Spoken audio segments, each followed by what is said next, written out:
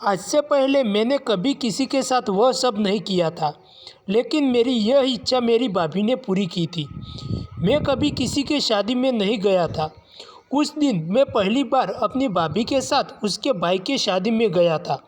सारा घर मेहमानों से भरा हुआ था। मैं वहाँ पर नया था। बस अपनी भाभी के अलावा वहाँ मैं किसी और को नहीं जानता था। मेरी भाभी थोड़ा खुला मजाक की थी। वह मुझसे हमेशा मजाक करती थी, लेकिन वह दिल की बहुत ही अच्छी थी। मैं बैठकर कॉफ़ी पी रहा था, तभी भाभी आई। वह मुझसे बोली, क्यों देवर जी, आज तो बड़े ही स्मार्ट लग रहे हो।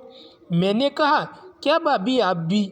तभी वह बोली, अच्छा सुनो, तुम ऊपर आ जाओ, वहाँ तुम्हारे लायक एक से बढ़कर एक पीस है। मैं भाभी की बात समझ गया था कि भाभी क्या कहना चाहती है। फिर मैं ऊपर जाने लगा। मैं सीढ़ियों से ऊपर जा रहा था, तब एक लड़की मुझे टकरा गई। मैंने देखा वह बहुत ही खूबसूरत थी। वह बोली, दिखाई नहीं देता क्या। मैं बस उसको देखता ही रहा। फिर वह मुझे कुछ देर पता ही नहीं चला कि क्या बड़बड़ाई और चली गई। तभी मेरे भाई का साला मुझे मिला। वह मुझे ऊपर ले गया। वह बोला, यहाँ आप रुकिए, जब खाने का समय होगा तब मैं बुला लूँगा।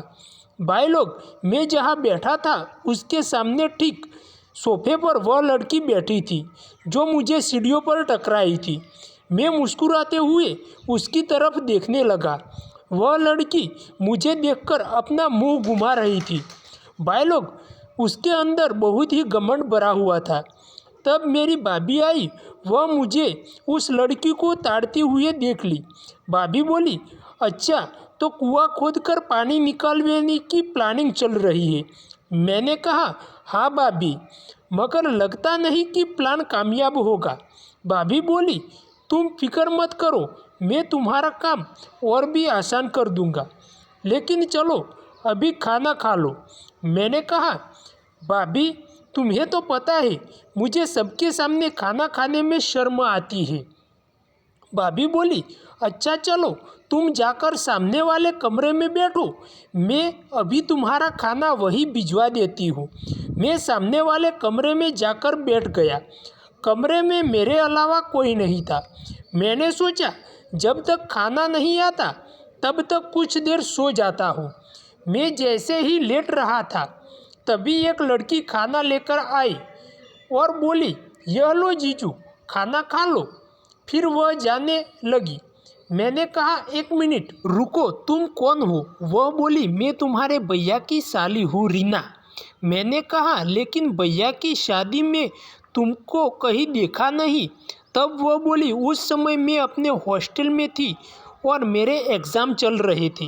इतनी देर में भाभी आ गई। भाभी के आते ही रीना भाग गई। फिर मैंने भाभी को पूछा कि भाभी, वो लड़की कौन थी। तभी भाभी ने कहा, अरे तुम उसे नहीं जानते, वो मेरी चाची की लड़की है। कुछ काम था तुमको, भाभी ने पूछा। मैंने कहा, नहीं भाभी, पर मुझे वो लड़की पसंद आ गई थी और मैं उसे अपना जीवन साथी बनाना चाहता था। फिर खाना खाने के बाद मैंने उस लड़की को खोजना शुरू किया। कुछ देर खोजने के बाद मुझे वह छत पर मिली और वह आत्महत्या करने को जा रही थी। मैंने उसे पकड़ लिया और बोला कि तुम यह क्या करने जा रही हो।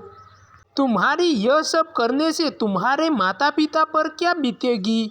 वह बोली, अब मुझे जीना नहीं है। अगर उस लड़के ने मेरा यह वीडियो वायरल कर दिया तो मैं किसी को मुंह दिखाने लायक नहीं रहूँगी। मैंने कहा, कौन सी वीडियो। रीना, सब कुछ साफ साफ बताओ, तुम्हारे साथ क्या क्या हुआ है।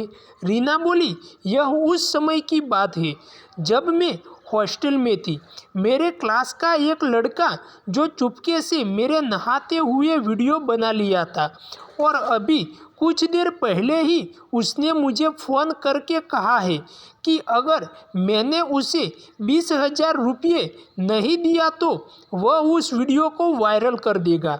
मैंने कहा, तुम फिक्र मत करो, मैं सब संभाल लूँगा। मेरा एक दोस्त है, उसके पापा पुलिस में हैं, मैं उससे बात करता हूँ।